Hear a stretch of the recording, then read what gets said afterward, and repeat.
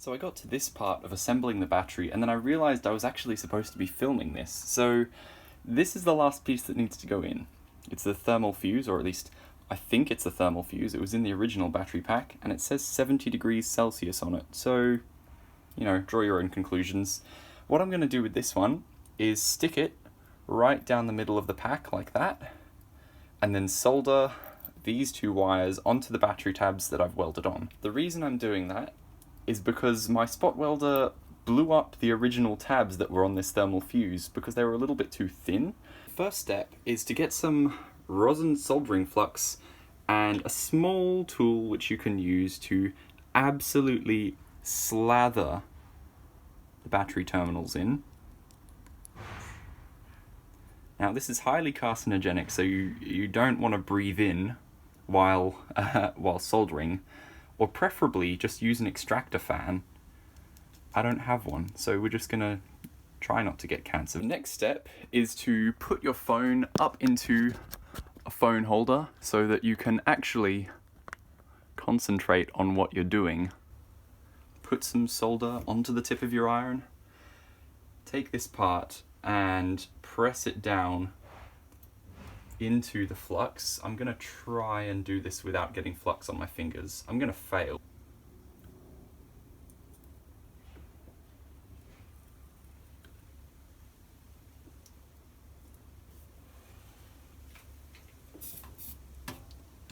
There we go.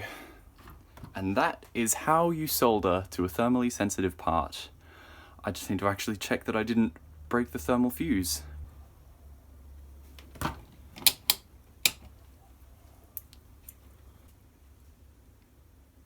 Oh, there we go. So the reason you want to do it that way with the flux is that flux causes solder to flow much quicker than it would otherwise. You would otherwise have to heat it up quite a lot for a long time, which can cause thermally sensitive parts to break or trigger or detonate in the case of battery cells. So yeah, you really want to use as much flux as you can. I've now soldered the BMS into place, and hot tip, if you want to reuse this plastic bag that it came with, it makes a really good insulator if you insert it in between the batteries and the BMS. So let's put the lid back on and plop it in the vacuum cleaner, because yes, this is for a robotic vacuum cleaner. I'm not sure if I've mentioned that yet. Editing me, remember to mention that at the start of the video. Yeah, let's give it a test.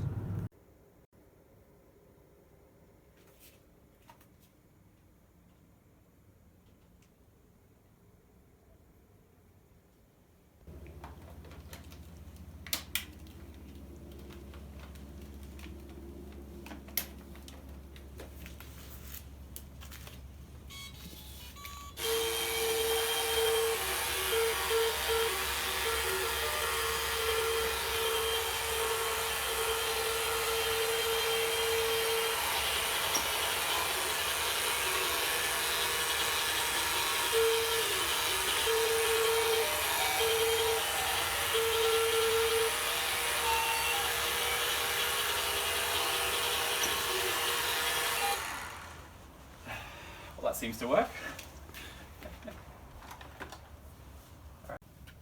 So this is what it managed to collect in its very short trip around the back patio.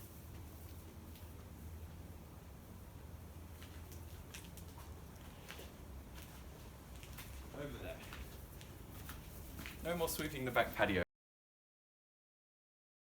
Now that I've fixed up the battery, the only thing standing between me and my life with a robotic vacuuming servant is a couple of degraded rubber belts in the wheel modules. So I'm going to replace those just now, and we'll see how the robot runs when that's done.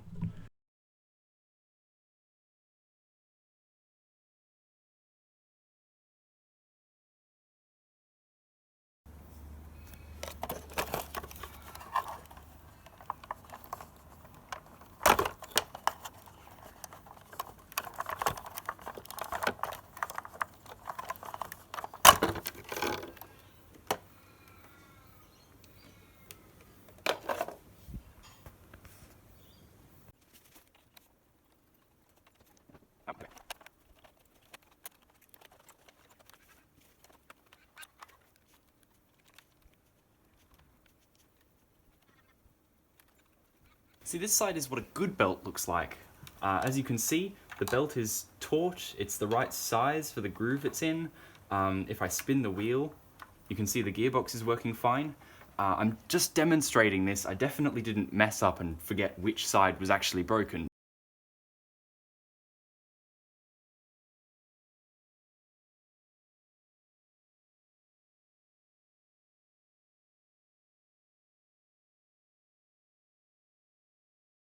There we go.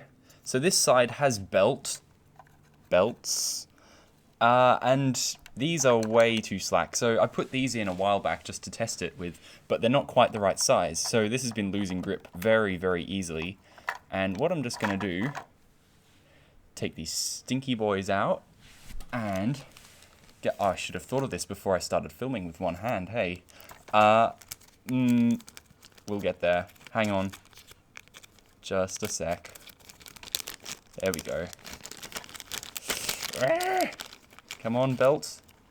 Just one. Just the one this time. Hey, there we go. These belts should be the right size, and as a bonus, they're thicker, so I won't have to use two of them. I don't think that using two belts next to each other is a very good idea. I did it anyway, but, you know, learn from my mistakes. And are you gonna fit? Hey. That looks to me like it fits. And like it turns. That's a bonus. See, this robot is actually going to be able to turn... Are you fucking kidding me?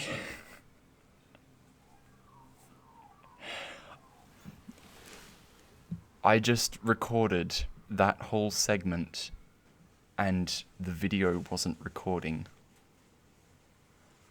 What? Why? Why did I just do that?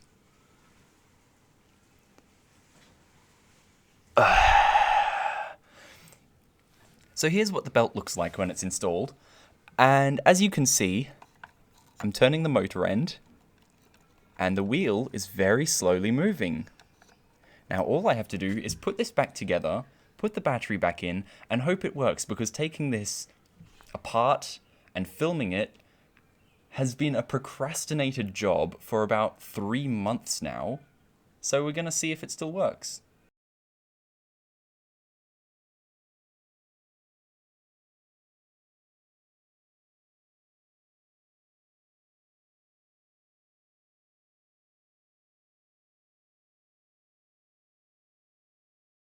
Are you ready, kids?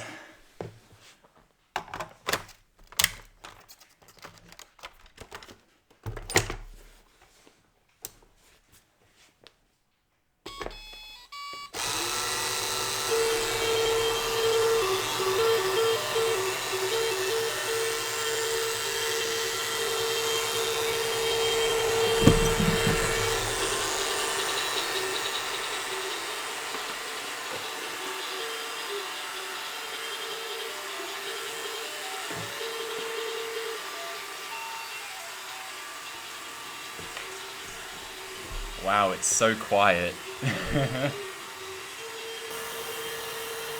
Well, this is so cool. I'm really glad that I finally got this working. And oh, what's this? Oh, hold on a second. Hold on a second.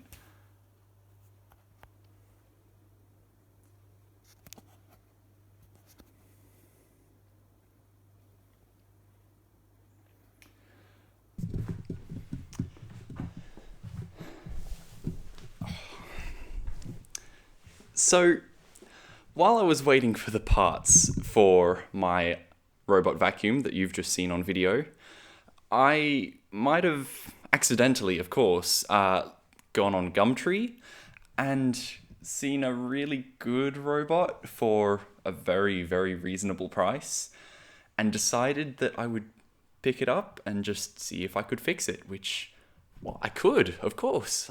I'm the dodgy engineer. I can fix anything that someone has plugged in backwards.